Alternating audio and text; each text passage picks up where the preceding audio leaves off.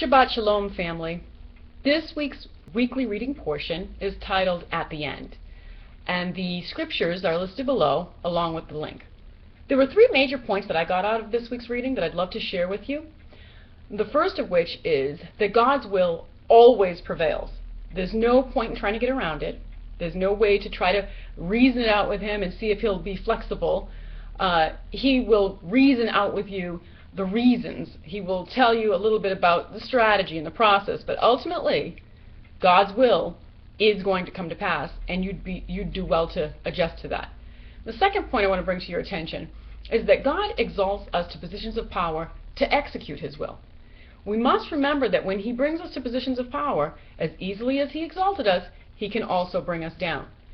In the event that we get into a position of power and we decide that we're not willing to do what He's asked us to do, you can find that quite quickly He can replace you. So you must remember to obey God's instructions when you get into that position that He put you in. And thirdly, when God does give you power over a specific situation, when He wants you to execute His will, He also gives you some wiggle room, some creative space in which to get that done.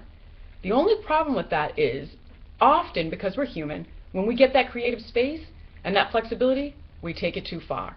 We must remember that when God gives us space to accomplish His will, when He calls us back, we have to quickly come back to that starting point so that our own egos don't get so involved in the process that we forget actually the point was to fulfill His will.